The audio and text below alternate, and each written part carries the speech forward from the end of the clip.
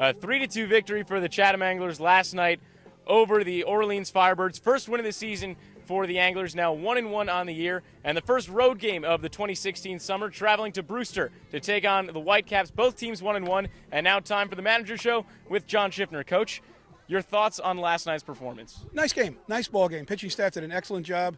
I thought Orleans had a pretty, a good club, good offensive club, and I thought our pitchers did a really, really nice job, held them down to only 2 runs. We played well. We got some real good situational hitting done. We got some execution done.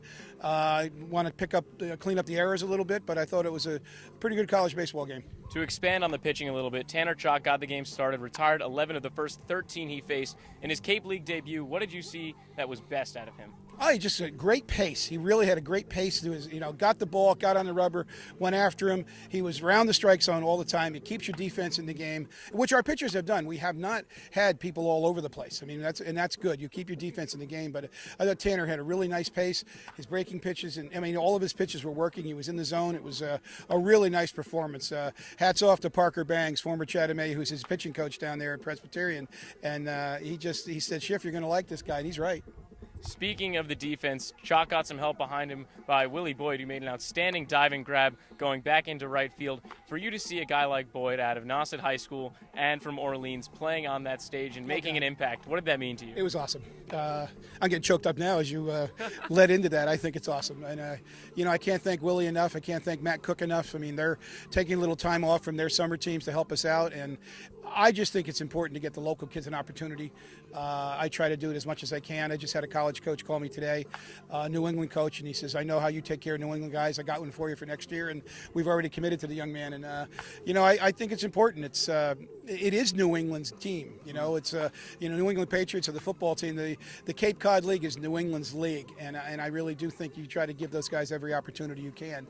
And that was so cool. Willie was out there, and you think just 2 years ago, I'm sitting on the bench at Nauset High, trying to make him a better hitter and get him to wherever he wants to go. And now here he is in the Cape Cod League, and well deserved. Both he and Matt deserve this shot that they're getting. They are temporary players, and they can compete here. It's great. I think it's fantastic. Do Cook and Boyd remind you of any other local anglers that have come through over the years? Oh, we've had a few, and I can't think off the top of my head. We've had a few very local guys that we've given opportunities to. Bryant Warner, who pitched at then it was Harwich High School, pitched for us. I can't think of his name right now. He pitched at Nauset as well. He's in pro ball right now. Alex Powers. Alex had a chance. Alex had a heck of a summer for us, and obviously had great seasons at Southern New Hampshire. And I've seen Cape guys, back in the day when I played, there was a lot better ball players more better ball players down here, and they were given the opportunities because the Cape League is a little bit different than it is now. But there's still guys that they can get it done. There was I can't remember.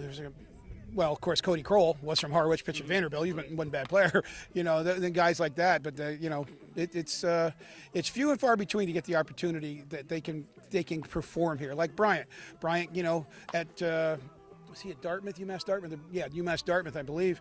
He came in and did his job here for us, and it was exciting and fun to see that. And there's been guys who have had the opportunity who are very local guys here, and I think it's important to do that if you can. And that's like I said, I'm thrilled to death for these two guys. Turning our attention to this afternoon's game against Brewster, the Wake Forest guys showed up yesterday. John Aiello got an opportunity in the field. Chris Farish was warming up in the bullpen late. Stuart Fairchild arrived late Sunday night in his Wake Forest tracksuit, it looked like. What do you expect out of the guys who are coming from the NCAA tournament, like the guys from Wake Forest and like the guys from Boston College or Louisville who have just finished up playing? Right. Well, they're, I'm sure they're disappointed that they didn't go further, but it's time to, you put that behind you. That's that season. Now you've got another season. This is big for all those guys. They're Fairchild, and especially Fairchild and Farish from BC, Casey, and Palomaki, they're all sophomores. This is a huge summer for them to really, really get scouts' attention so they go out and see them next year for their draft year. Aiello's a puppy. He's only a freshman, and this is, he's going to cut his teeth here. And then again, we hope we can get him back next year and really have him perform. But this is what the Cape's all about. It's time to be a little selfish. It's time to really show yourself, and that's our job, I think.